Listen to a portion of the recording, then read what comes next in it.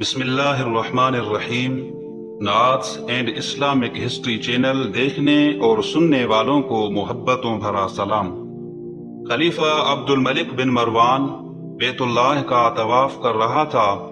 اس کی نظر ایک نوجوان پر پڑی جس کا چہرہ بہت پروقار تھا، مگر وہ لباس سے مسکین لگ رہا تھا۔ خلیفہ عبد الملک نے پوچھا، یہ نوجوان کون ہے؟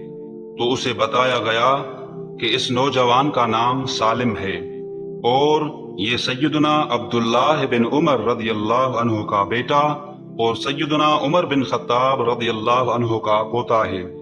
خلیفہ عبد الملک کو دھچکا لگا اور اس نے اس نوجوان کو بلاوا بھیجا۔ خلیفہ عبد الملک نے پوچھا کہ بیٹا، میں تمہارے دادا سیدنا عمر فاروق رضی اللہ عنہ کا بڑا مداح ہوں۔ مجھے تمہاری یہ حالت دیکھ کر بڑا دکھ ہوا ہے۔ مجھے خوشی ہوگی اگر میں تمہارے کچھ کام آ سکوں۔ تم اپنی ضرورت بیان کرو، جو مانگو گے تمہیں دیا جائے گا۔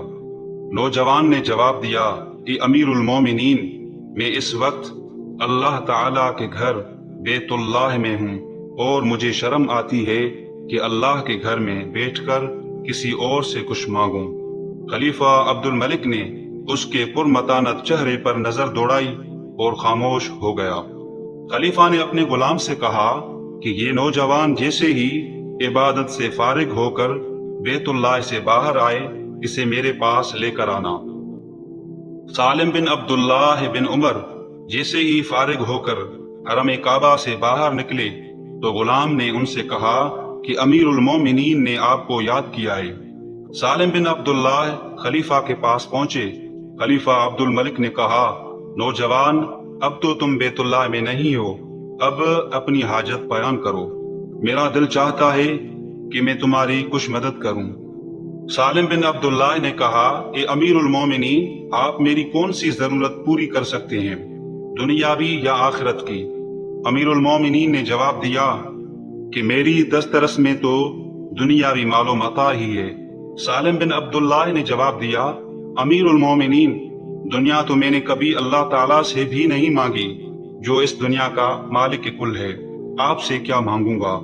میری ضرورت اور پریشانی تو صرف آخرت کے حوالے سے ہے۔ اگر اس سلسلے میں آپ میری کچھ مدد کر سکتے ہیں تو میں بیان کرتا ہوں۔ خلیفہ حیران و ششدر ہو کر رہ گیا اور کہنے لگا کہ اے نوجوان، یہ تو نہیں، تیرا خون بول رہا ہے۔ خلیفہ عبد الملک کو حیران اور ششدر چھوڑ کر سالم بن عبداللہ علیہ رحمہ وہاں سے نکلے اور حرم سے ملحقہ گلی میں داخل ہوئے اور نظروں سے اوجھل ہو گئے۔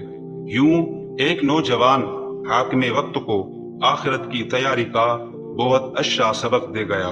تو دوستو، اگر آپ کو میری ویڈیو اچھی لگی ہے تو چینل کو لازمی سبسکرائب کیجیے گا اور کمنٹس میں ضرور آگاہ کیجیے گا۔ شکریہ۔